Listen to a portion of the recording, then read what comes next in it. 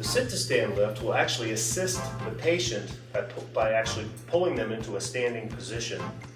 What makes the sit-to-stand product unique, this particular product, is that we can handle 3 different situations with the one product.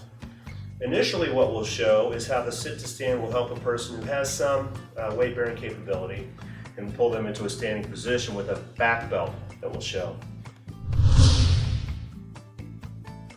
Before we get into the slings, let's just discuss a little bit about the actual product itself.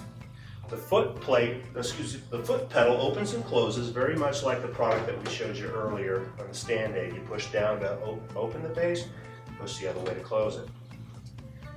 At the bottom part of the lift, there's a foot plate that's removable from the device. So if you wanted to transfer the patient into a standing position with their feet on the ground and they were going to start bearing weight once they were up, you could remove this foot plate, and that could help the patient get their feet right to the ground. This knee brace is adjustable up and down and in and out, but that's what's going to brace the individual's knees if you're using the foot plate and the knee brace to stand the person up. As we work our way up, this is the actual motor that makes the device go up and down. And on the back of the lift, there's a hand control that will push buttons to make the device go up and down.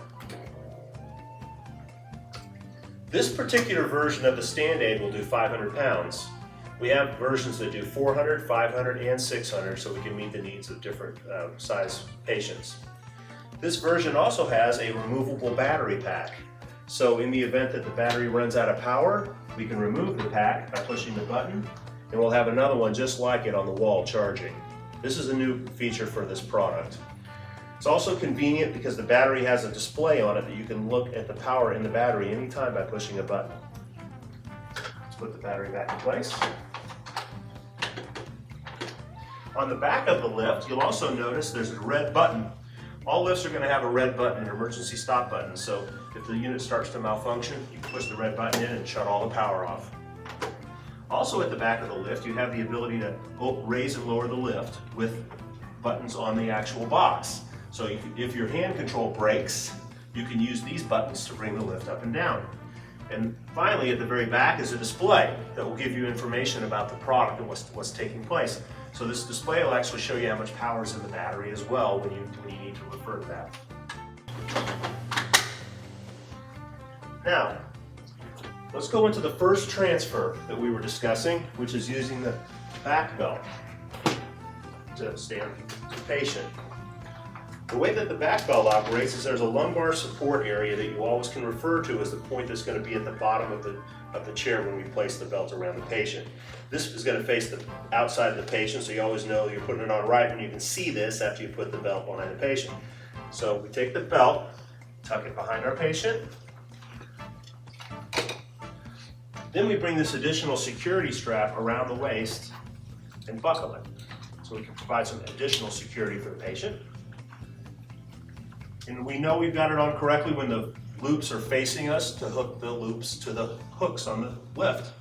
So now we have the belt in place and we're ready to transfer the patient. We're going to open up the legs so we can get around our furniture. Approach the patient, put their feet on the platform.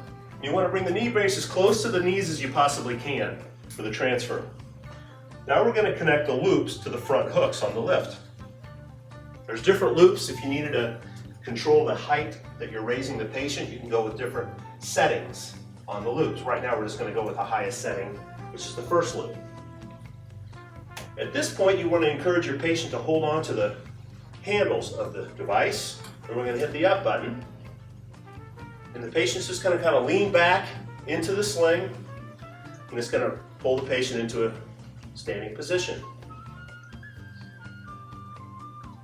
It's really important when you're observing the transfer with the patient that you pay particular attention to the shoulders.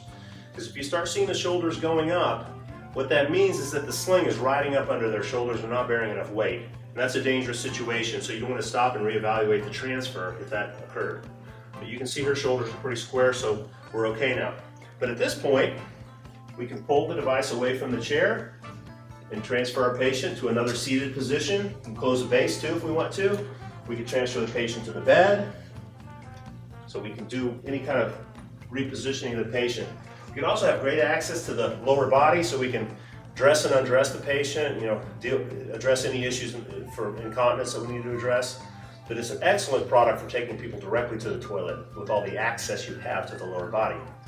I was mentioning earlier that if the patient starts to slide down and you start seeing their shoulders going up, we use what we call the lower body support strap that we attach behind the patient and connect. So you can see with that attached, we're actually taking some of the strain off of the shoulder area and distributing it to the patient's bottom area, so if they're falling down, it's going to keep them from sliding. So that's an important accessory if the patient starts to lose their ability to bear weight. Like we were talking about earlier, the changes occur over time where a patient slowly loses their ability to support themselves. So this would kind of be the next step that we would use on that patient to help support them and still have a functional use of the device.